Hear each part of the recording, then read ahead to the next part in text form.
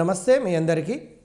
ఈరోజు టీఆర్టీలో విభాగానికి సంబంధించినటువంటి దానిలో ఎస్జిటి వాళ్ళ కోసము స్పెషల్గా మూడవ యూనిట్, మొదటిది రెండవది కంప్లీట్ అయిపోయింది. మూడవ యూనిట్ పాస్పరస్ మరియు దాని సమ్మేళనాల గురించి మనం చదవబోతున్నాము. అయితే మనకు సిలబస్లో ఇచ్చినటువంటి అంశాలతో పాటుగా ప్రస్తుతం లేటెస్ట్ సిలబస్ లోపల ఉండబడినటువంటి అంశాలైనటువంటి 6th class, 7th class, 8th class లోపల ఉండబడినటువంటి వీడియోలన్నీ కూడా మీరు యూట్యూబ్ ద్వారా చూడవచ్చు.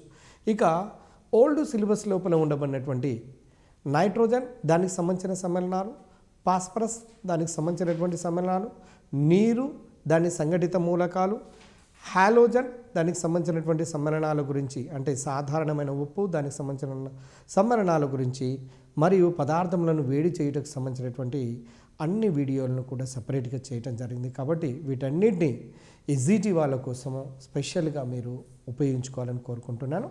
అయితే ఈరోజు మనము చూడబోయే చాప్టర్ పేరు పాస్పరస్ మరియు దాని యొక్క సమ్మేళనాలు.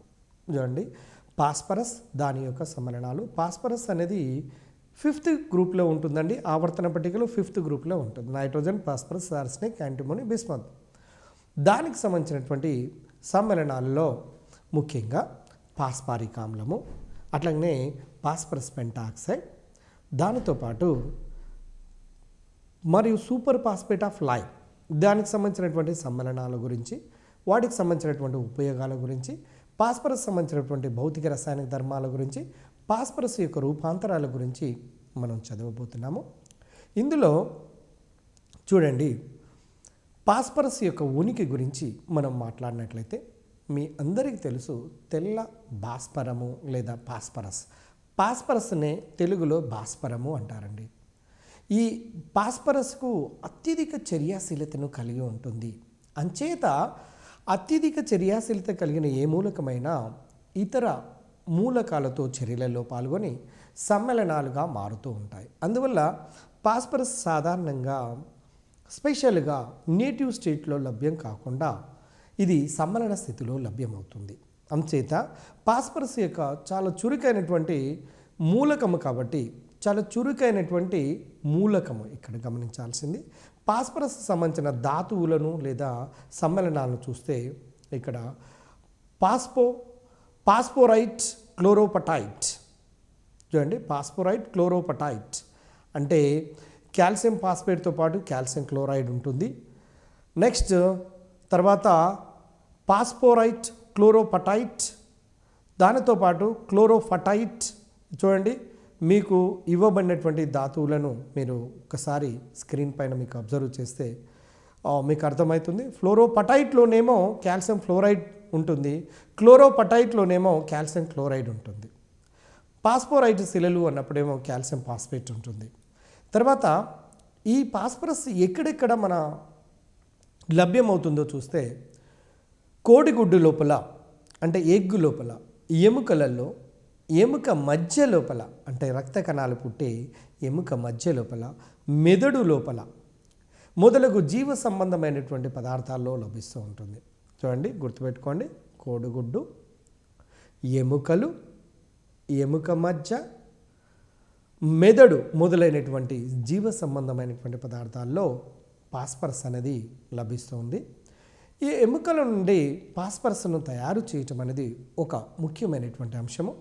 అందులో చూడండి, ముఖ్యమైనటువంటి పాయింట్స్ను మనము ఎస్జిటి వాళ్ళ కోసం గమనించాల్సినటువంటి అంశాలు ఏంటంటే, ఎముకలలో 50% వరకు కాల్షియం ఫాస్ఫేట్ ఉంటుందండి.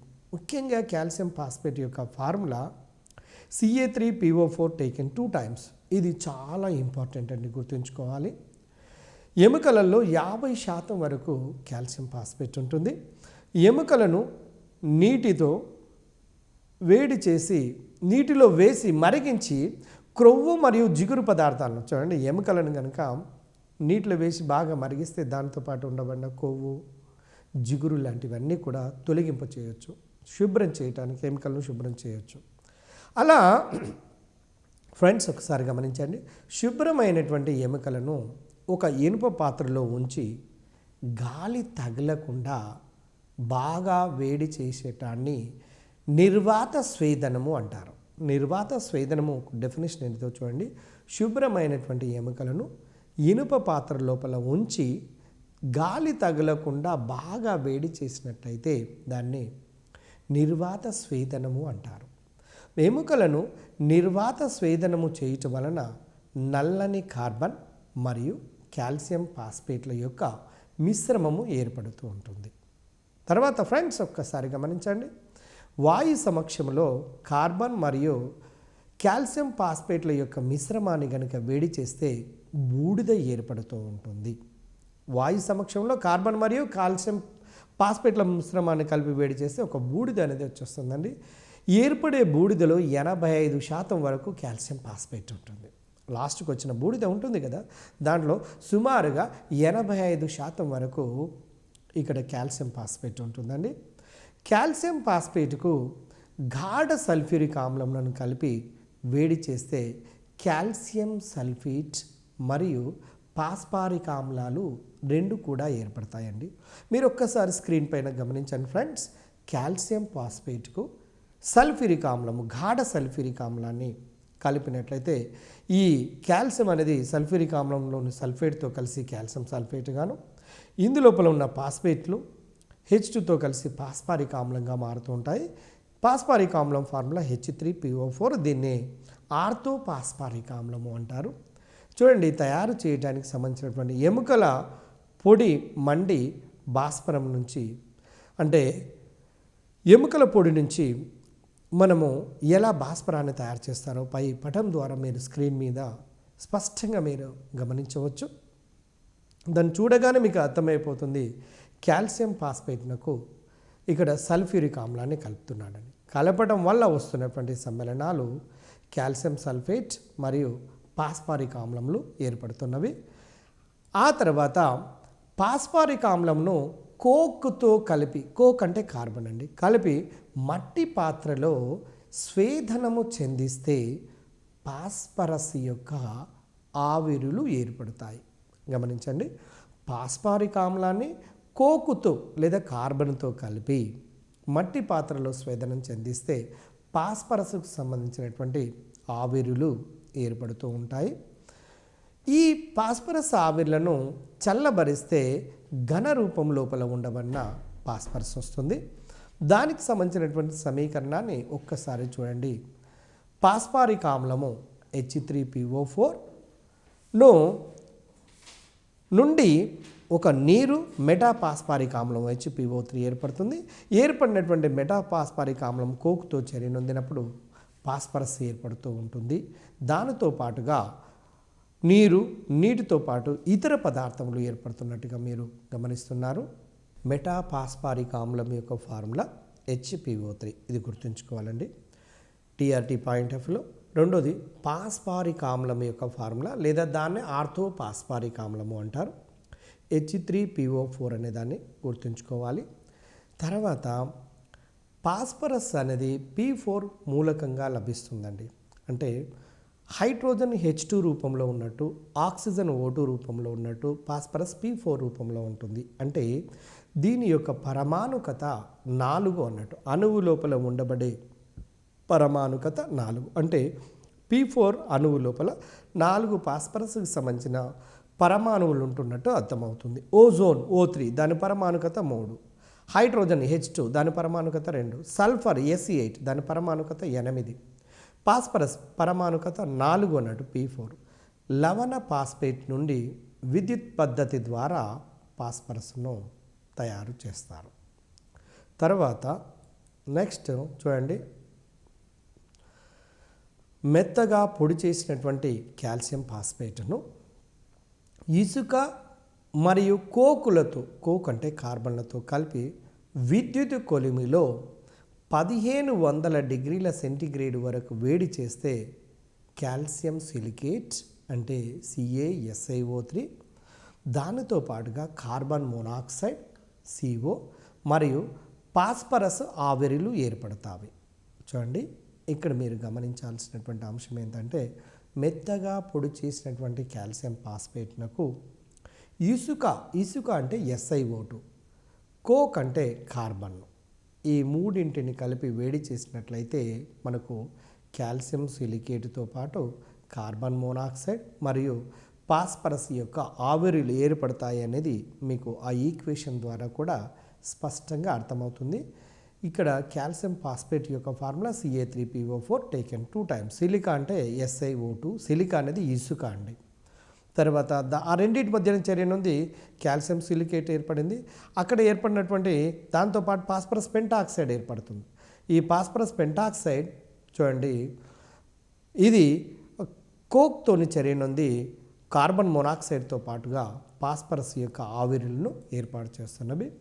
పాస్పరస్ ఆవిరులను నీటిలో చల్లబరిస్తే మనకు పాస్పరస్ అనేది లభిస్తూ ఉంటుంది. పాస్పరస్లో ఉన్న మలినాలను తొలగించడానికి చూడండి, పాస్పరస్ లోపల ఉండవన్న మలినాలను తొలగించడానికి దానికి పొటాషియం డైక్రోమేట్ అంటే K2Cr2O7 మరియు గాఢ సల్ఫ్యూరిక్ ఆమ్లను కలిపి వేడి చేయాలి. అంటే పాస్పరస్లో ఉండబడిన మలినాన్ని తొలగించాలంటే పొటాషియం డైక్రోమేట్ దాంతోపాటు గాఢ సల్ఫ్యూరిక్ ఆమ్లను కలిపి బాగా వేడి చేస్తే మలినాలు ఆక్సీకరణం చెందుతాయండి. మలినాలు అనేవి ఆక్సీకరణం చెందటం ద్వారా అంటే ఆక్సిజన్లు కలపబడుతుంటాయి. ఆక్సీకరణం చెందడం అంటే వడబోత ద్వారా దాన్ని ఆ మలినాలను తొలగిస్తారు. తర్వాత ఇప్పటి వరకు పాస్పరస్ సంబంధించినటువంటి కొన్ని అంశాలను చూసాము. ఫ్రెండ్స్ ఒక్కసారి గమనించండి, పాస్పరస్కి సంబంధించినటువంటి ధర్మాల గురించి చూద్దాం. పాస్పరస్ అనేది రంగు లేని మైనము వంటి మెత్తగా ఉండే ఒక ఘన పదార్థము. కానీ తర్వాత కొంత సమయం తర్వాత ఇది పసుపు రంగు లోపలికి మారుతూ ఉంటుంది. పాస్పరస్ అనేది మైనం మాదిరిగా మీరు తేనెను తాగిన తర్వాత చివరికి మైనం ముద్ద ఏ విధంగా ఎట్లా ఉంటుందో, కుమ్మరి మట్టి ఏ విధంగా మెత్తగా ఉంటుందో, అదేవిధంగా ఈ పాస్పరస్ కూడా ఘనస్థితి లోపల ఉన్నప్పుడు ఆ విధంగా మెత్తగా మైనం లెక్క ఉండటమే కాకుండా అది చివరికి పసుపు రంగుగా మారుతూ ఉంటుంది. దీని యొక్క ఘనీభవన స్థానము 44 డిగ్రీల సెంటీగ్రేడ్ అండి. ఇది చాలా ముఖ్యమైనటువంటిది. దీని యొక్క రంగు కూడా పసుపు రంగు అనేది ముఖ్యం. ఇది దేంతో పోలుస్తున్నాడంటే మైనపు ముద్దతో పోలుస్తున్నాడు. తర్వాత పాస్పరస్ యొక్క చర్యాశీలత చాలా ఎక్కువ కావున దాని యొక్క ఘనీభవన స్థానాన్ని నీటి లోపల ఉంచి మాత్రమే కనుక్కుంటారు. దీని యొక్క చర్యాశీలత ఎక్కువ కాబట్టి నీటి లోపల ఉంచి దాని యొక్క ఘనీభవన స్థానాన్ని కనుక్కుంటారండి. గత ఎంట్రన్స్లలో చాలా సందర్భాల్లో అడిగారు. పాస్పరస్కు వెల్లుల్లి వాసనను కలిగి ఉంటుంది. ఇది విష పదార్థం అండి. అందుకోసం ఎలుకలను చంపటంలో ఉపయోగిస్తారు వెల్లుల్లిని వాసన కలిగి ఉండబడినటువంటి ఈ పాస్పరస్ను. ఓకే, పాస్పరస్కు చర్యాశీలత ఎక్కువ. దీని ఘనీభవన స్థానం 44 డిగ్రీల సెంటీగ్రేడ్ ఉంటుంది. దీనికి వెల్లుల్లి వాసన ఉంటుంది. ఇది విష స్వభావాన్ని కలిగి ఉంటుంది. అందువల్లనే దీన్ని ఎలుకలను చంపటానికి ఉపయోగిస్తారు అన్నటువంటి విషయం మీకు తెలుసు. పాస్పరస్ను పరిశ్రమల్లో పనిచేసే శ్రామికులకు దవడ ఎముకలు నశించిపోతాయండి. పాస్పరస్కి సంబంధించినటువంటి ఇండస్ట్రీ ఏదైతే ఉన్నారో దాంట్లో పనిచేసే లేబర్ ఉంటుంది కదా, లేదా దాన్ని పనిచేసే ఉద్యోగస్తులు ఉంటున్నారు కదా, వాళ్లకు దవడ ఎముకలు నశిస్తాయి. దీన్నే పాసీజా జబ్బు అంటారండి. గుర్తుపెట్టుకోండి ఫ్రెండ్స్, పాసీజా అనే జబ్బు ఎవరికి వస్తుంది అంటే పాస్పరస్ యొక్క పరిశ్రమలో పనిచేస్తున్నటువంటి వాళ్ళకు మాత్రమే వస్తుంది. ఇది పాసీజా అనే జబ్బు. ఇందులో దవడ ఎముకలు నశించిపోతాయి. కాబట్టి పాసీజా అనే జబ్బు రావటం వల్ల ఏ ఎముకలు నశించిపోతాయి అంటే దవడ ఎముకలు అనేవి నశించిపోతాయి అన్నటువంటి విషయాన్ని గుర్తుపెట్టుకోండి. తెల్ల భాస్వరానికి చర్యాశీలత చాలా ఎక్కువగా ఉంటుందండి. తెల్ల భాస్వరము యొక్క మండే ఉష్ణోగ్రత మాత్రము 35 డిగ్రీల సెంటీగ్రేడ్. Very important. దీని యొక్క మండే ఉష్ణోగ్రత 35 డిగ్రీల సెంటీగ్రేడ్. తెల్ల భాస్వరము గాలిలో త్వరగా మండి చూడండి, తెల్ల భాస్వరం అనేది గాలిలో త్వరగా మండి తెల్లని పాస్పరస్ పెంటాక్సైడ్ పొగలను ఏర్పాటు చేస్తుంది. పాస్పరస్ పెంటాక్సైడ్ యొక్క ఫార్ములా P2O5 అండి. దీని యొక్క మండే ఉష్ణోగ్రత 35 డిగ్రీల సెంటీగ్రేడ్. దీని ఘనీభవన ఉష్ణోగ్రత కూడా చాలా ముఖ్యమే. ఇది అత్యధిక చర్యాశీలతను కలిగి ఉంటుంది అన్నటువంటి విషయం మీ అందరికీ తెలుసు. గతంలో మీకు కొన్ని సందర్భాల్లో గుర్తు చేశాను. పాస్పరస్కు చర్యాశీలత అధికంగా ఉంటుంది కాబట్టి వేసవి కాలం లోపల ఎప్పుడైతే ఎముకలు భూమి నుండి బయటికి వస్తాయో, గాలులు వీస్తున్నప్పుడు ఎముకలలో పాస్పరస్, తెల్ల పాస్పరస్ ఉంటుంది కాబట్టి ఇది మండే గుణాన్ని కలిగి ఉంటుంది కాబట్టి గాలి లోపల ఉండబడిన ఆక్సిజన్తో మంటలను ఇస్తాయండి వేసవి కాలంలో. అందువల్ల మేకల కాపరులు, గొర్రెల కాపరులు ఆ మంటలను చూపి, అంటే ఎవరైతే అన్ఎడ్యుకేటెడ్గా ఉంటున్నారో వాళ్ళు కొరిమిదయంగా భావిస్తున్నారు. But actually it is only chemical reaction. ఇది ఒక రసాయనిక చర్య మాత్రమే. పాస్పరస్కు, తెల్ల పాస్పరస్కు లేదా పచ్చ భాస్పరం, దాన్నే పచ్చ భాస్పరం అని కూడా అంటాము, గాలితోని చర్యలలో పాల్గొని మంటలను సడన్గా వచ్చేసరికనే కొరిమి దయ్యము, అంటే మంటలతోని వస్తున్నది ఒక దయ్యం అని భయపడిపోవటం వల్ల ఆ భయంతో వణుకుతూ జంకుతూ ఒక రకమైనటువంటి జ్వరం రావటం వల్ల నిజంగా దయ్యం పట్టినట్టుగా భావిస్తారు, కానీ వాస్తవానికి అది కాదు. It's only chemical reaction. Dear friends, ఒక్కసారి సైంటిఫిక్గా మనం గమనించవలసినటువంటి అవసరం ఉన్నది. తర్వాత చీకటిలో భాస్వరాన్ని కానుక కాలి లోపల ఉంచితే నెమ్మదిగా మండి మెరుస్తూ ఉంటుంది. దీన్నే పాస్పరజెంట్స్ అంటారు. దీన్నే పాస్పరజెంట్స్ అంటే చకచకమని దగదగమని చీకట్లో ఉంచితే పాస్పరస్ను అది ఆ విధంగా మండుతూ లేదా మెరుస్తూ ఉంటుంది. దీన్ని పాస్పరజెంట్స్ అంటారు. ఈ పాస్పరజెంట్స్ చర్య జరిగిన తర్వాత ఏర్పడే ఉత్పన్నము పేరు అని అడిగితే పాస్పరస్ పెంటాక్సైడ్ అండి. గుర్తుంచుకోండి, పాస్పరస్ పెంటాక్సైడ్. పాస్పరస్ యొక్క ఫార్ములా P4 అని. ఇది అత్యధిక చర్యాశీలత కలిగి ఉంటుందని, ఇది విష స్వభావాన్ని కలిగి ఉంటుందని, వెల్లుల్లి యొక్క వాసనను కలిగి ఉంటుందని, విష స్వభావాన్ని కలిగి ఉండటం వల్ల ఎలుకలను చంపడానికి ఉపయోగిస్తారని, దీని ఫార్ములా P4 కాబట్టి దీని పరమాణుకత 4 అని. ఎముకలలో పాస్పరస్ ఎక్కువగా ఉంటుంది. పాస్పరిజెంట్స్ అంటే గాలి లోపల చీకటిలో పాస్పరస్ని కనుక ఉంచితే దగదగమని మెరవటాన్నే దీన్ని పాస్పరజెంట్స్ అంటారని. పాస్పరజెంట్స్ చర్య ఫలితంగా ఏర్పడే ఉత్పన్నము పేరు ఏంటంటే పాస్పరస్ పెంటాక్సైడ్ ఏర్పడుతుంది. దాన్ని P2O5. దీనికి ఆమ్ల లక్షణం ఉంటుంది. కారణం ఏంటంటే ఇది అలోహపు ఆక్సైడ్ అనే విషయం మీ అందరికీ తెలుసు. అలోహపు ఆక్సైడ్లకు ఆమ్ల గుణాన్ని కలిగి ఉంటే అని గుర్తుపెట్టుకోవాలండి. అలోహపు ఆక్సైడ్లకు ఆమ్ల గుణం ఉంటే లోహపు ఆక్సైడ్లకు క్షార గుణం ఉంటుంది. దాన్ని గుర్తుపెట్టుకోవాల్సిన అక్కరే లేదు. లోహపు ఆక్సైడ్లు, లోహాలు అంటే ఏందో తెలుసు, సోడియం, పొటాషియం, కాల్షియం, మెగ్నీషియం, వాటి యొక్క ఆక్సైడ్లకు క్షార స్వభావాన్ని కలిగి ఉంటుంది. అలా ఈజీ గుర్తుపెట్టుకోవడానికి అవకాశం ఉంటుందండి. చాలా చాలా సులభము.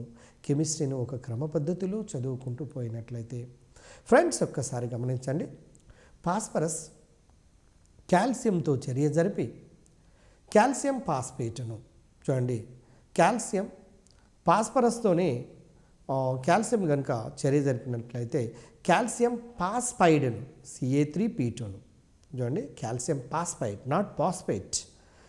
పాస్పరస్ కాల్షియంతో చర్యనుంది, డైరెక్ట్గా లోహంతో చర్యనుంది. కాల్షియం పాస్పైడ్ ఏర్పడుతుంది. ఇందులో పాస్పరస్ యొక్క ఆక్సిడేషన్ నెంబర్ -3 అండి, గుర్తుంచుకోండి. అదేవిధంగా ఫ్రెండ్స్, ఒక్కసారి గమనించండి.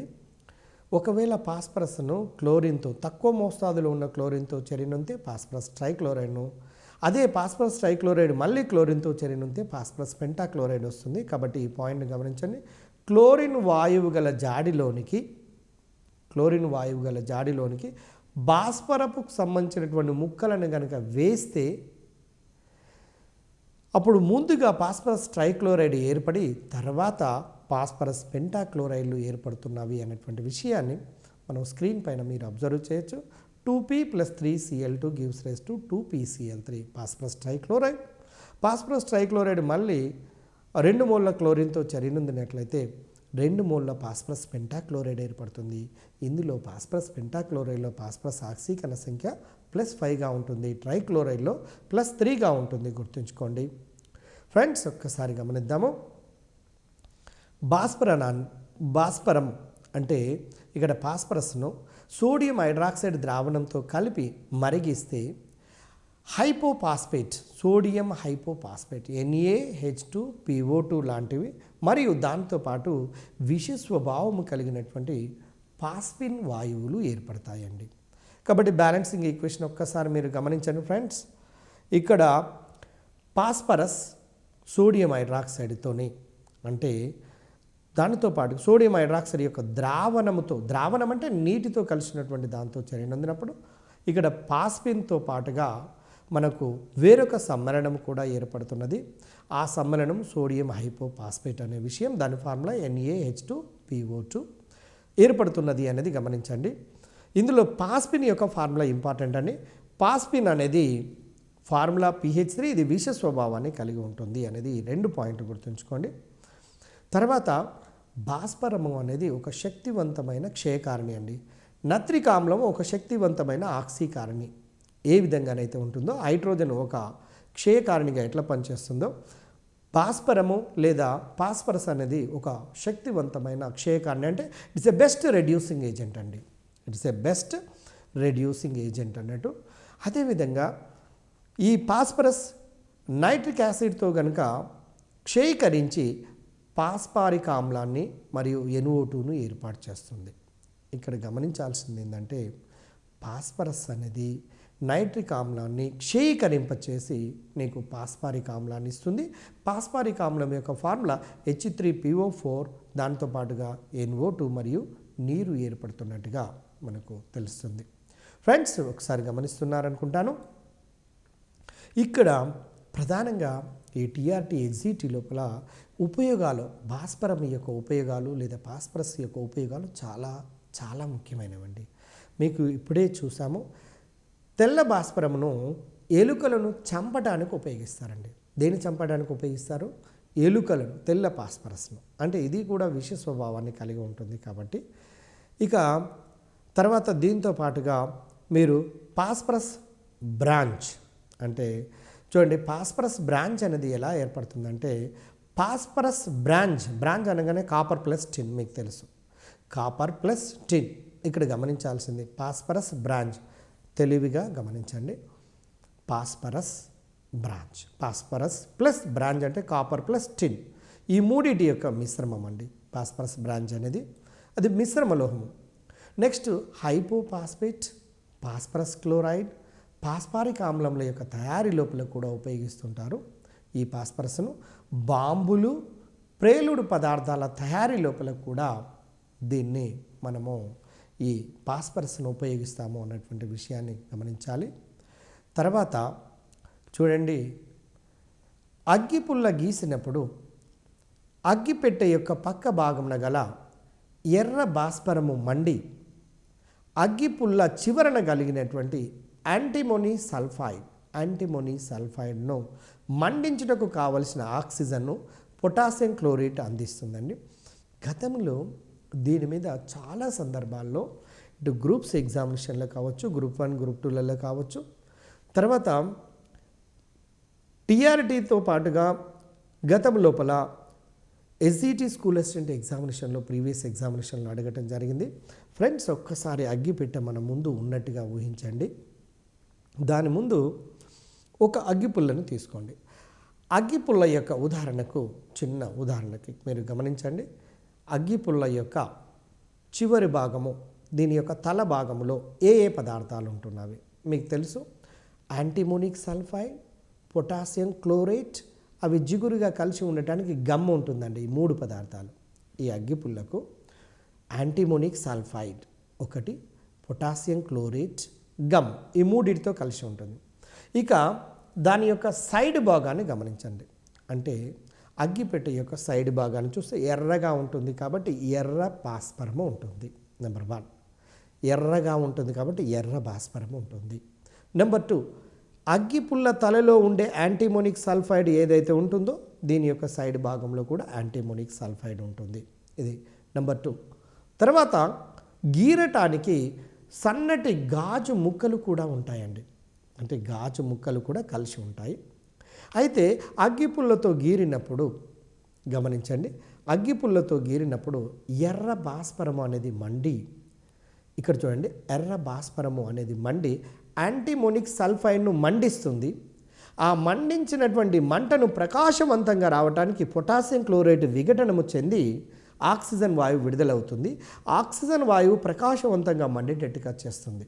కాబట్టి ఇక్కడ అగ్గిపెట్టె యొక్క సైడ్ భాగంలో ఏ ఏ పదార్థాలు ఉన్నాయి, అగ్గిపుల్ల యొక్క తల భాగంలో ఏ ఏ పదార్థాలు ఉన్నాయి, ఈ పాస్పరస్ దానికి సంబంధించిన సమ్మేళనాలు అనే చాప్టర్లో చాలా సందర్భాల్లో దీనికి సంబంధించిన ప్రశ్నలు ఎక్కువగా అడగటం జరిగింది. ఎందుకంటే ఇది నిత్య జీవితానికి సంబంధించినటువంటి ప్రశ్నలు కాబట్టి కంపల్సరీ మనం నేర్చుకోవాల్సినటువంటి అవసరం ఉన్నది.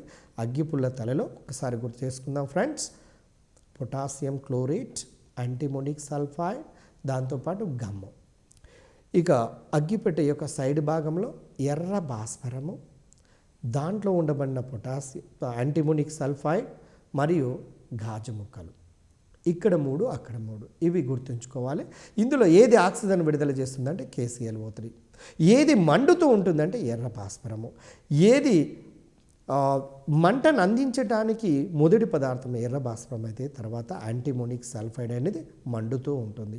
ఆ తర్వాత ఇంకా ప్రకాశవంతంగా మండియటానికి ఆక్సిజన్ ఉపయోగపడుతుందన్న విషయాలు మనకు అర్థమవుతుంది. దీని మీద స్పష్టమైన అవగాహన ఉండాలి. ఎటువంటి ప్రశ్న అడిగినా కూడా మనం చేసేటట్టుగా SGTలో ఉండవలసినటువంటి అవసరం ఉన్నది ఫ్రెండ్స్. ఒక్కసారి దీని తర్వాత ఈ అగ్గిపెట్టె సంబంధించినటువంటి, ఎందుకంటే నిత్య జీవితానికి సంబంధించిందన్న విషయాన్ని మనం చూసాం. రూపాంతరత ఇది చాలా ముఖ్యమైనటువంటి వాటిలో ఇది కూడా ఒకటండి. ఇందులో ఒక 2 లేక 3 ముఖ్యమైనటువంటి అంశాలు ఉన్నాయి, వాటిని బాగా గమనిద్దాం. రూపాంతరత, ఒక మూలకము వేరు వేరు భౌతిక నిర్మితులను కలిగి ఉండటాన్ని రూపాంతరత అంటారండి. ఇప్పుడు నైట్రోజన్ కుటుంబంలో నైట్రోజన్ ఘనస్థితిలో alpha nitrogen, beta nitrogen, phosphorus కూడా అనేక రూపాంతరాలను కలిగి ఉంటున్నట్టుగా మీకు తెలిసినటువంటిదే. ఫాస్ఫరస్ లేదా భాస్వరము అనేది తెల్ల భాస్వరము, ఎర్ర భాస్వరము, ముదురు ఎరుపు రంగు భాస్వరము, ఇవి ముఖ్యమైనటువంటి రూపాంతరాల్లో తెల్ల భాస్వరము తర్వాత ఎర్ర భాస్వరము అనేది అంటే చాలా ముఖ్యమైనటువంటి అండి. అంటే వైట్ ఫాస్ఫరస్, రెడ్ ఫాస్ఫరస్ అనేది చాలా ముఖ్యమైనది గమనించండి. నల్ల ఫాస్ఫరస్, ఊదా రంగు గల భాస్వరము ఉన్నప్పటికీ కూడా వీటన్నిటిలో తెలుపు మరియు ఎరుపులు మాత్రమే ప్రధానమైనవి. వాటికి సంబంధించినటువంటి ప్రశ్నలు మాత్రమే ఎక్కువగా మనకు గమనించటము అనేది జరుగుతున్నది. అయితే ఇక్కడ ఫ్రెండ్స్ ఒక్కసారి గమనిద్దాము. రూపాంతరాల యొక్క భౌతిక క్రియ ధర్మాలు వేరుగా ఉంటాయి కాబట్టి రసాయనిక ధర్మాలు సమానంగా ఉంటాయండి. అంటే రూపాంతరత, ఉదాహరణకు డైమండ్ గ్రాఫైట్లను తీసుకొని కార్బన్ రూపాంతరాల్లో డైమండ్లో కార్బనే ఉంటుంది, గ్రాఫైట్లో కార్బనే ఉంటుంది, కానీ కాస్ట్లో వేరుగా ఉంటుంది, దాని భౌతిక రూపంలో వేరుగా ఉంటుంది. అంతర్గతంగా రసాయనికంగా చూస్తే రెండింటి లోపల కూడా కార్బనే ఉంటుంది. అదేవిధంగా ఫాస్ఫరస్ యొక్క రూపాంతరాల అన్నింటి లోపల కూడా అన్నింటిలో ఫాస్ఫరసే కనపడుతుంటుంది, కానీ బాహ్యంగా మాత్రం రంగులలో వేరుగా ఉండవచ్చు. అంటే తెల్ల భాస్వరము అలాగే ఎర్ర భాస్వరము, వైట్ ఫాస్ఫరస్, రెడ్ ఫాస్ఫరస్. తర్వాత వీటి ధర్మాలను చూసినట్లయితే మీరు ఒక్కసారి స్క్రీన్ పైన అబ్జర్వ్ చేయండి. ఫస్ట్ తెల్ల ఫాస్ఫరస్ను, వైట్ ఫాస్ఫరస్, రెడ్ ఫాస్ఫరస్ స్థితిని చూద్దాం. మామూలుగా సాధారణమైన లేత పసుపు రంగు కలిగినటువంటి మెత్తని ఘన పదార్థం అండి వైట్ది. ముదురు రంగు కలిగినటువంటి పెలిసైనటువంటి పొడి పదార్థమేమో ఎర్రటి భాస్వరస్. ఇక వాసన విషయానికి వచ్చినట్లయితే వెల్లుల్లి వాసన ఉంటుంది అనేది మనం గతంలో చూసాము. ఎర్ర భాస్వరం మాత్రము వాసన లేదండి. అదే సాంద్రత తెల్ల ఫాస్ఫరస్కు ఎక్కువ సాంద్రత ఉండకుండా తక్కువగా ఉంటుంది, 1.82 గ్రామ్స్ పర్ సెంటీమీటర్ క్యూబ్. అదే దీనికైతే 2.35 ఉంటుందండి గ్రామ్స్ పర్ సెంటీమీటర్ క్యూబ్. అంటే దీని సాంద్రతను గ్రామ్స్ పర్ సెంటీమీటర్ క్యూబ్లలో తెలియజేస్తాం కాబట్టి తెల్ల ఫాస్ఫరస్కు తక్కువ సాంద్రత, ఎర్ర ఫాస్ఫరస్కు ఎక్కువ సాంద్రత ఉంటున్నట్టుగా మనకు అర్థమవుతున్నది. తర్వాత మరుగు స్థానము కూడా చాలా ముఖ్యమండి. దీనిదేమో 280 డిగ్రీస్ ఉంటే వైట్ది, రెడ్ ఫాస్ఫరస్కు 417 డిగ్రీస్ సెంటీగ్రేడ్, 417 డిగ్రీల సెంటీగ్రేడ్ ఉంటుందండి రెడ్ ఫాస్ఫరస్కు. అయితే తెల్ల ఫాస్ఫరసము అనేది వైట్ ఫాస్ఫరస్ అనేది విడివిడిగా అణువులు ఉంటుంది. ఎర్ర భాస్వరం అనేది పాలిమరిక్ రూపంలో ఉంటుందండి. ఒక P4 ఇంకొక P4తో లింక్ అయి ఉంటుంది, ఇలా లింక్ అయి అంటే పాలిమరిక్ నిర్మాణాన్ని కలిగి ఉంటుంది కాబట్టి బరువు ఎక్కువ ఉంటుంది ఎర్ర ఫాస్ఫరస్. తెల్ల ఫాస్ఫరస్ బరువు తక్కువ ఉంటుంది, ఇది P4గా ఉంటుంది. P4 ఇది విడివిడిగా అణువులు ఉంటే ఇక్కడ పాలిమరిక్ రూపంలో ఉంటుంది కాబట్టి ఎర్ర ఫాస్ఫరస్కు సాధారణంగా అణుభారం ఎక్కువ కాబట్టి చర్యాశీలత తక్కువగా ఉంటుందండి. అదేవిధంగా తెల్ల ఫాస్ఫరస్ విడిగా ఉంటుంది కాబట్టి దీని చర్యాశీలత ఎక్కువగా ఉంటుంది. దీని యొక్క బాండ్ యాంగిల్ బట్టి చూసినా కూడా ఫాస్ఫరస్కు ఎక్కువ చర్యాశీలత ఉంటున్నటువంటి విషయం మీకు తెలుసు. జీవులపై ప్రభావాన్ని చూస్తే ఇది విషయుతం, అంటే తెల్ల పాస్పరస్ ఇది విషరహితము. పరమాణుకతను కనుక చూసినట్లయితే మీకు పరమాణువులో ఉండబడే చూడండి పరమాణువులో ఉండబడే అణువు లోపల ఉండబడే పరమాణువుల సంఖ్యను పరమాణుకత అంటారు. అయితే ఇది P4 అణువులు విడివిడిగా ఉంటే ఇది ఎర్ర పాస్పరస్ గొలుసులుగా ఉంటుందండి. విడివిడి అణువులు కాకుండా ఒక అణువు ఇంకొక అణువుతో గొలుసు కట్టుగా ఏర్పడుతూ ఉంటున్నటువంటి విషయాన్ని గమనించవచ్చు. తెల్ల భాస్వరము అనేది ఒక్కొక్క అణువులో 4 పరమాణువులను కలిగి ఉంటే ఎర్ర భాస్వరం మాత్రము 4 అణువులు గొలుసులుగా అంటే ఈ పాస్పరసులు గొలుసులుగా ఎంతో దూరం ఇలా చైన్ లాగా నిర్మితమై ఉంటాయి అన్నటువంటి విషయాన్ని గమనించవచ్చు. మీరు ఒక్కసారి చూడండి పాస్పరస్ టెట్రాహైడల్ నిర్మాణాన్ని కలిగి ఉన్నట్టుగా. అదే ఎర్ర భాస్పరస్ కనుక చూసినట్లయితే ఏ విధమైన నిర్మాణం ఉందో చూడొచ్చు. అంటే గొలుసుల లాంటి నిర్మాణం ఉన్నది, పాలిమరిక్ స్ట్రక్చర్ని కలిగి ఉంటుంది అని. అదేమో వైట్ పాస్పరస్ ఇండివిజువల్ మాలిక్యూల్స్గా ఉంటున్నటువంటి విషయాన్ని గమనించవచ్చు. ఫ్రెండ్స్ ఒక్కసారి చూద్దాము. భాస్వరం యొక్క సంయోగ పదార్థాల గురించి మనము చదువుదాము. ఈ భాస్వరం యొక్క సంయోగ పదార్థాలు ఏంటేంటివి, వాటికి సంబంధించినటువంటి విషయాలను మనము చూడబోతున్నాము. ఇందులో భాగంగా చూడండి ఫ్రెండ్స్, భాస్వరాన్ని గాలిలో కానీ ఆక్సిజన్లో కానీ మండించినట్లయితే దట్టమైనటువంటి తెల్లని పాస్పరస్ పెంటాక్సైడ్ P2O5 పొగలు అనేవి ఏర్పడుతూ ఉంటున్నాయి. చూడండి ఒక్కసారి మీరు ఈక్వేషన్ గమనించి చూడండి. భాస్వరాన్ని గాలిలో కానీ ఆక్సిజన్తో కానీ మండిస్తే దట్టమైనటువంటి తెల్లటి పొగలు ఏర్పడతాయి. దాని ఫలితంగా P2O5 అనేది ఏర్పడుతున్నది అన్నటువంటి విషయాన్ని మీరు గమనించాలి. ఫ్రెండ్స్ ఒకసారి అందులో పాస్పరస్ అనేది 5th A గ్రూప్లో ఉన్నట్టుగాను nitrogen, phosphorus, arsenic, antimony, bismuth. Phosphorus యొక్క అణు ఫార్ములా P4గా రాస్తూ ఉంటాము. అంటే దీని యొక్క పరమాణుకత అటామిసిటీ అనేది 4 అనే విషయం మనకు తెలుసు. ఇది ఎక్కువ చర్యాశీలతను కలిగి ఉంటున్నట్టుగాను, వెల్లుల్లి వాసనను కలిగి ఉంటున్నట్టుగాను, ఇది విషయుతంగా ఉండడం వల్ల ఎలుకలు లాంటి వాటికి అంటే తెల్ల పాస్పరస్ను విష పదార్థంగా వాడుతారు అన్నటువంటి విషయము. అదేవిధంగా పాస్పరస్కి సంబంధించినటువంటి రూపాంతరాల్లో తెల్ల పాస్పరస్ మరియు ఎర్ర భాస్వరము అనేది 2 ప్రధానమైనటువంటి విషయాలు మీకు తెలిసింది. అందులో తెల్ల పాస్పరస్ అనేది విడివిడిగా అణువులను కలిగి ఉండటం వల్ల అది ఎక్కువ చర్యాశీలతను కలిగి ఉంటున్నట్టుగా మనకు అర్థమైనది. అదే ఎర్ర భాస్వరం యొక్క నిర్మాణాన్ని కనుక చూసినట్లయితే పాలిమరిక్ నిర్మాణాన్ని, అదే ఎర్ర భాస్పరస్ కనుక నిర్మాణాన్ని చూసినట్లయితే పాలిమరిక్ నిర్మాణాన్ని కలిగి ఉండటం వల్ల అణుభారం ఎక్కువ కాబట్టి చర్యాశీలత తక్కువగా ఉంటుంది. P4కు అణుభారం తక్కువ కాబట్టి చర్యాశీలత ఎక్కువగా ఉంటున్నట్టుగాను. తర్వాత వాటికి సంబంధించినటువంటి రూపాంతరాలు, వాటి డిఫరెన్సెస్ గురించి కూడా మనము చూడటం జరిగింది. ఫ్రెండ్స్ ఒక్కసారి ఇంకొక పాస్పరస్ సంబంధించినటువంటి సమ్మేళనాలు, వాటికి సంబంధించినటువంటి అంశాల గురించి మనం చూడబోతున్నాము. అందులో భాగంగా చూడండి, పాస్పరస్ పెంటాక్సైడ్ను త్వరగా చల్లటి నీటిలో కరిగి మెటాపాస్పారిక్ ఆమ్లాన్ని ఏర్పరుస్తున్నటువంటి విషయాన్ని మనము గమనించడం జరిగింది. చూడండి P2O5ను వాటర్లో డిజాల్వ్ చేసినట్లయితే ఇక్కడ మెటాపాస్పారిక్ ఆమ్లాన్ని ఏర్పాటు చేస్తుంది. ఇందులో మెటాపాస్పారిక్ ఆమ్లం యొక్క ఫార్ములా చాలా ముఖ్యమైనదండి, HPO3.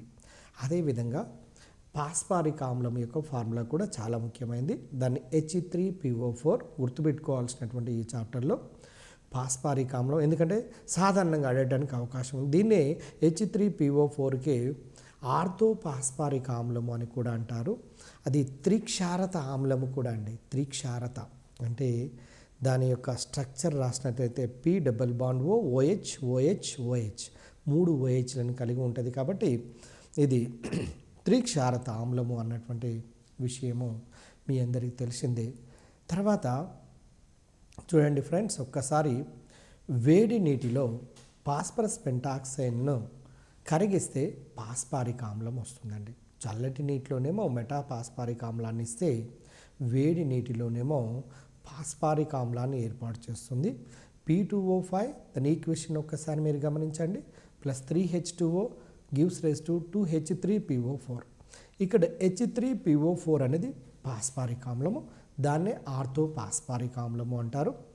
తర్వాత గమనించండి ఫ్రెండ్స్, H3PO4 ఆ తర్వాత ఈ ఆర్థోపాస్పారిక్ ఆమ్లం తెలిసిన తర్వాత P2O5కు నీటిని ఆకర్షించే స్వభావము చాలా ఉంది, కావున దీన్ని నిర్జలీకారిణిగా ఉపయోగిస్తారు. గుర్తుపెట్టుకోండి ఫ్రెండ్స్, ఇక్కడ P2O5 phosphorus pentoxide, number 2 alumina Al2O3, number 3 గాఢ H2SO4.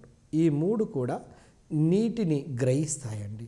ఉదాహరణకు చక్కెరకు గాఢ సల్ఫ్యూరిక్ ఆమ్లాన్ని కనుక కలిపినట్లయితే చక్కెరలో ఉండబడిన నీటి అణువులను గ్రహిస్తాయి.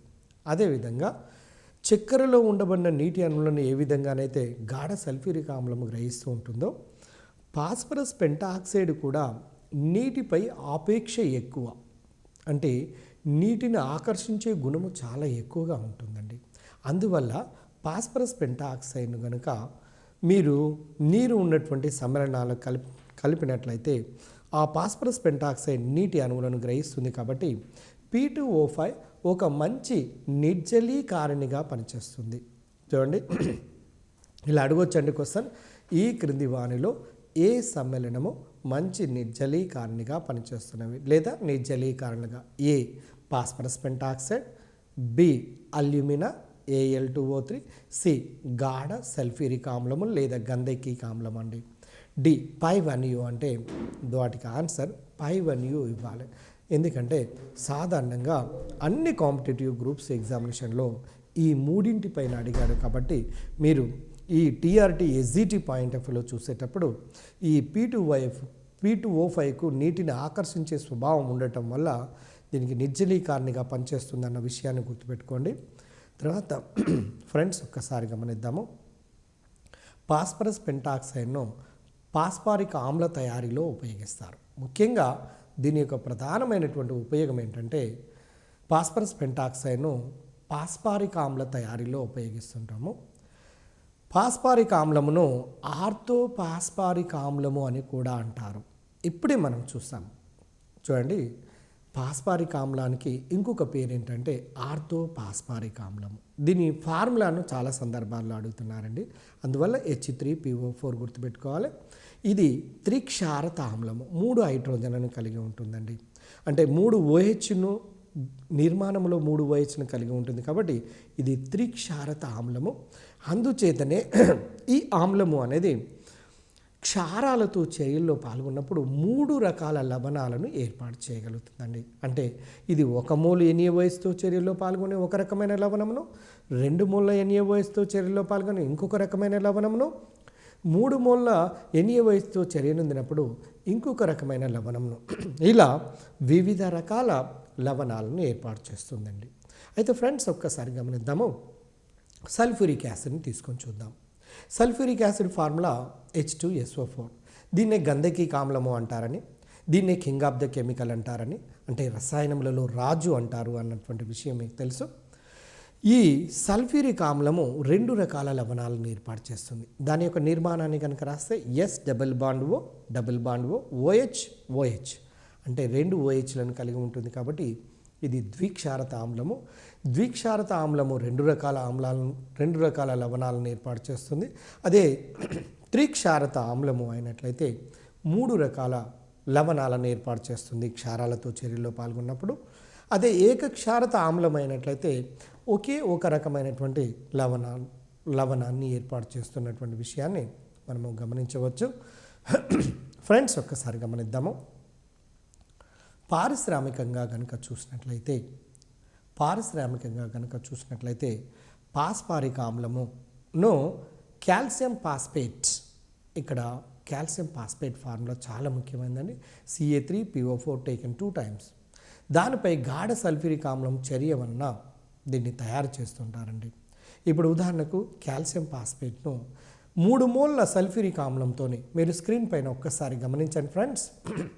3 మోల్ల సల్ఫ్యూరిక్ ఆమ్లంతో చర్యలో పాల్గొన్నప్పుడు మనకు కాల్షియం 3 మోల్ల కాల్షియం సల్ఫేట్తో పాటు 2 మోల్ల పాస్పారిక్ ఆమ్లము 2 moles ఆఫ్ H3PO4 ఏర్పడుతున్నట్లుగా మనకు అర్థమవుతున్నది. ఫ్రెండ్స్, తర్వాత ఒక్కసారి చూద్దాము. ఇది అడగటానికి ఒక ముఖ్యమైనటువంటి బిట్ అండి. ఇది చాలా జాగ్రత్తగా గుర్తుంచుకోండి. ఎర్ర భాస్వరాన్ని అంటే ఎర్ర భాస్వరస్ను 1:1 నిష్పత్తిలో నత్రిక్ ఆమ్లంతో లేదా నైట్రిక్ ఆమ్లంతో HNO3తో వేడి చేసి కూడా పాస్పారిక్ ఆమ్లాన్ని తయారు చేయవచ్చు. ఇక్కడ ఇతను పేపర్ సెట్టర్ ఇక్కడ ఎలా అడగొచ్చు అంటే ఎర్ర భాస్వరాన్ని ఏ నిష్పత్తిలో నైట్రిక్ ఆమ్లాన్నితో కలిసి వేడి చేసినప్పుడు పాస్పారిక్ ఆమ్లం తయారవుతుంది. 1:1, అట్లానే 1:2, 2:1, 3:1 ఇలా వేరు నిష్పత్తులతో కలిసి ఇవ్వడానికి అవకాశం ఉంటుంది. కాబట్టి ఫ్రెండ్స్ ఒక్కసారి గుర్తుపెట్టుకోండి, 1:1 నిష్పత్తి లోపల కలిసినప్పుడు మాత్రమే మనకు ఈ పాస్పారిక్ ఆమ్లాన్ని ఏర్పాటు చేస్తున్నట్టుగా మనకు అర్థమవుతున్నది. తర్వాత ఫ్రెండ్స్ ఒక్కసారి చూద్దాము. ఇప్పుడే మనము చర్చించుకున్నాము పాస్పారిక్ ఆమ్లము అనేది ఒక త్రిక్షారత ఆమ్లము. అంటే 3 తొలగించడానికి వీలున్నటువంటి హైడ్రోజన్ పరమాణులు కలిగి ఉన్నాయండి. H3PO4 స్ట్రక్చర్ చూడండి, OH డబుల్ బాండ్ O. అంటే OH లోపల ఉండబడినటువంటి బంధము బలహీనంగా ఉండి H+గా విడిపోతుందండి. అంటే ఇక్కడ 3 H+లను విడిపోవటానికి అవకాశం ఉంది. కాబట్టి ఇది త్రిక్షారత ఆమ్లము అన్నటువంటి విషయం మనము దీన్ని బట్టి స్ట్రక్చర్ను చూసి వెంటనే గుర్తుపట్టవచ్చు. ఒకవేళ కొన్ని ఆమ్లాలలో 2 OHలే ఉంటాయండి, దాన్ని ద్విక్షారత ఆమ్లము. కొన్నిట్లలో 4 OHలు ఉంటే టెట్రా బేసిక్ యాసిడ్ అని, 5 OHలు ఉంటే పెంటా బేసిక్ యాసిడ్ అని, కొన్నిట్లో 6 OHలు కూడా ఉంటాయండి. అటువంటి వాన్ని ఎగ్జా బేసిక్ యాసిడ్ అంటారు. కానీ మనకి పాస్పరస్ దానికి సమ్మేళనాలకు సంబంధించిన చాప్టర్లో మాత్రము ఈ ఆర్థో పాస్పారిక్ ఆమ్లం యొక్క స్ట్రక్చర్ను చూసినప్పుడు ఇది ట్రై బేసిక్ యాసిడ్. అంటే బేసిక్ అనే పదము దేన్ని తెలియజేస్తుంది అంటే OH గ్రూపును తెలియజేస్తున్నట్టుగా మనకు అర్థమవుతున్నది. తర్వాత ఫ్రెండ్స్ ఒక్కసారి చూద్దాము. ఇక్కడ ఈ ఏరియాలో క్వశ్చన్ అడగటానికి చాలా చక్కటి అవకాశం ఉన్నదండి. ఫ్రెండ్స్ ఒకసారి గమనించండి. పాస్పారిక్ ఆమ్లము త్రిక్షారత ఆమ్లము కాబట్టి 1, 2 లేదా 3 అణువుల NaOHతో చర్య జరిపి వివిధ రకాల పాస్పేట్లను ఎలా ఏర్పాటు చేస్తుందో చూద్దాము. ఇక్కడ గమనించండి. ఫస్ట్ మొదటి రియాక్షన్లో NaOH అనేది H3PO4తో చర్యలో పాల్గొన్నప్పుడు ఇక్కడ H3PO4లో ఉండబడినటువంటి ఒక H+ మాత్రమే గమనించండి, ఒక H+ మాత్రమే NaOH లోపల ఉండబడిన OH- తో చర్యనుంది H2Oగా మారితే అప్పుడు NaH2PO4. రెండవ ఈక్వేషన్ గమనించండి, అంటే మోనోసోడియం హైడ్రోజన్ ఫాస్ఫేట్ ఏర్పడుతుంది. రెండవ ఈక్వేషన్లో చూసినట్లయితే 2 మోల్ల NaOH కనుక చర్యలలో పాల్గొన్నట్లయితే అప్పుడు H3PO4లో ఉండబడిన 2 H+లు విడిపోతాయండి.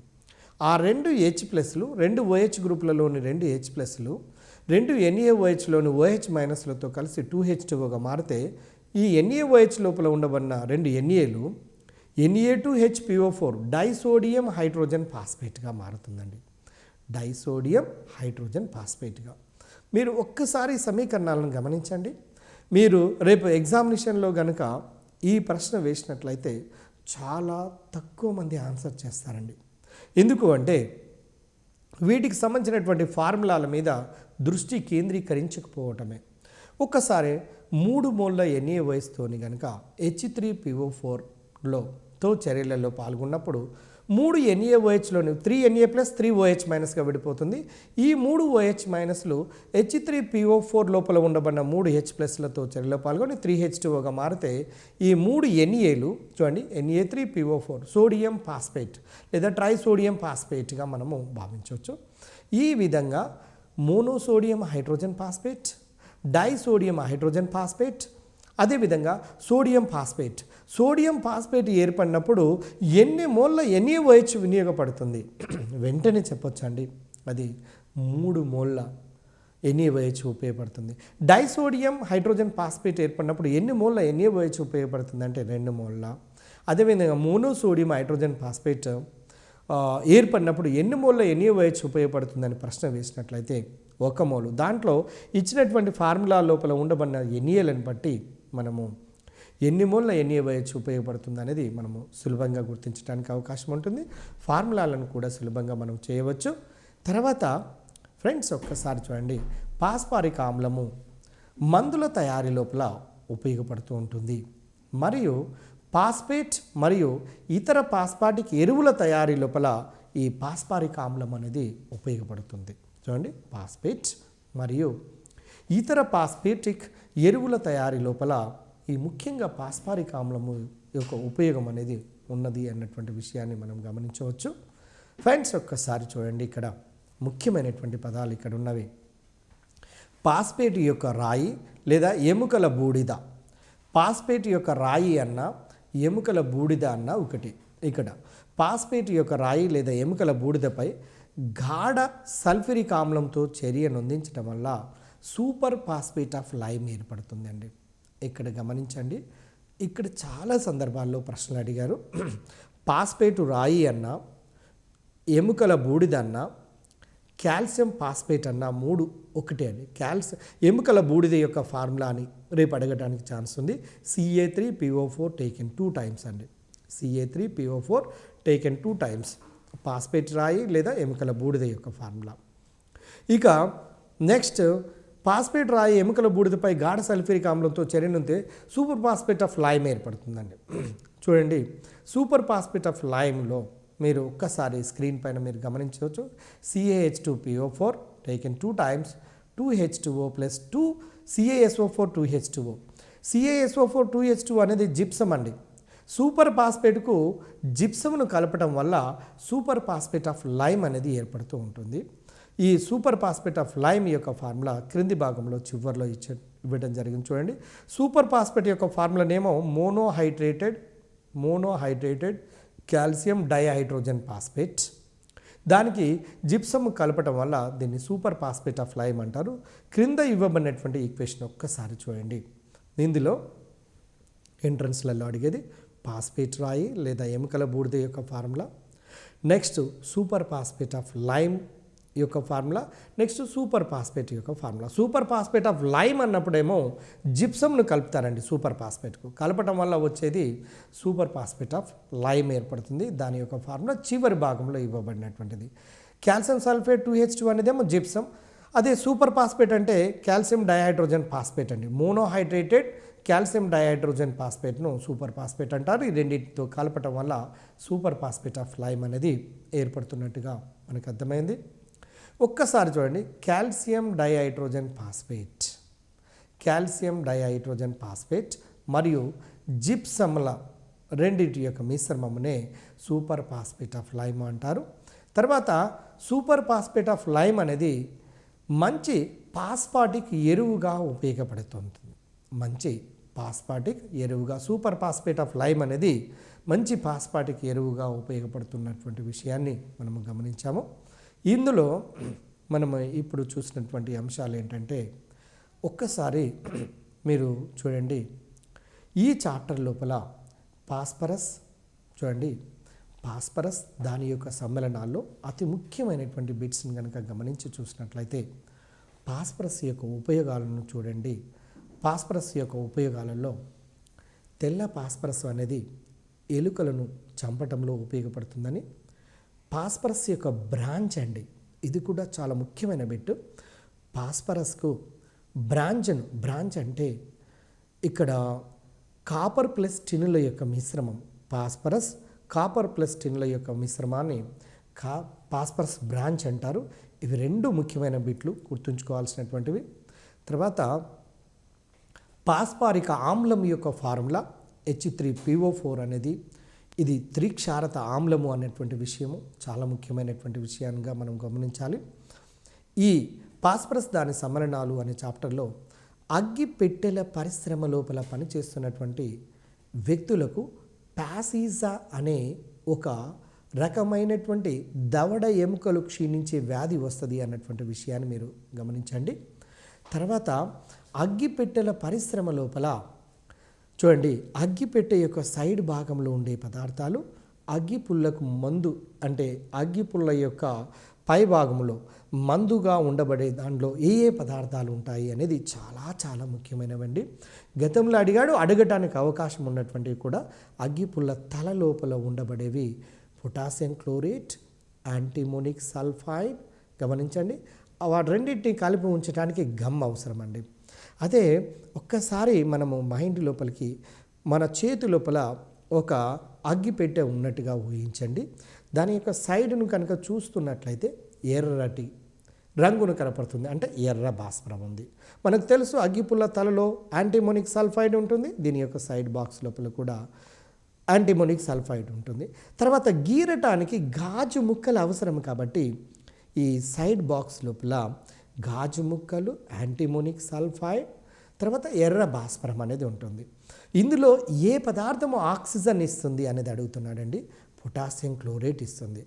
ఏది ముందడగా మండుతుంది అంటే ఇక్కడ ఎర్ర భాస్వరము మండుతూ ఉంటుంది. తర్వాత మండిన తర్వాత ఏది మండుతూ చివరికి దేనికి అంటిస్తుంది అంటే ఇక్కడ యాంటీమోనిక్ సల్ఫైడ్. అది ప్రకాశవంతంగా మండటానికి ఏది ఉపయోగపడుతుందంటే పొటాషియం క్లోరైడ్ విఘటనము చెంది ఆక్సిజన్ విడుదల చేస్తుంది అన్నటువంటి విషయాన్ని మనము గుర్తుపెట్టుకోవాల్సినటువంటి అవసరం ఉన్నది. ఇక్కడ ఎందుకు గరుకుగా ఉంటుంది అగ్గిపెట్టె యొక్క సైడ్ భాగం అంటే దాంట్లో మీకు గ్లాస్ యొక్క ముక్కలు ఉండటం వల్ల గరుకుగా ఉంటుంది అన్నటువంటి విషయాన్ని గమనించాలి. ఇక ఈ చాప్టర్లో ఈ భాస్వరస్ అంటే భాస్వరస్ సంబంధించినటువంటి రూపాంతరాలు, తెల్ల భాస్వరస్, ఎర్ర భాస్వరస్ రెండు ముఖ్యమైనవని. తెల్ల భాస్వరస్ విడిగా అణువులుగా ఉంటుందని, ఎర్ర భాస్వరస్ పాలిమరిక్ నిర్మాణాన్ని కలిగి ఉంటుంది అన్నటువంటి విషయము. మిగిలినటువంటి రూపాంతరాలు అంత ప్రధానమైనటువంటివి కాదు. తర్వాత తెల్ల భాస్వరస్కు వెల్లుల్లి వాసనను కలిగి ఉంటున్నట్టుగాను, అదే ఎర్ర భాస్వరస్కు ఎటువంటి వాసన కూడా ఉండదని. తర్వాత సాంద్రత విషయంలో వచ్చినట్లయితే తెల్ల భాస్వరస్కు తక్కువ సాంద్రత, ఎర్ర భాస్వరస్కు ఎక్కువ సాంద్రత ఉంటుందని.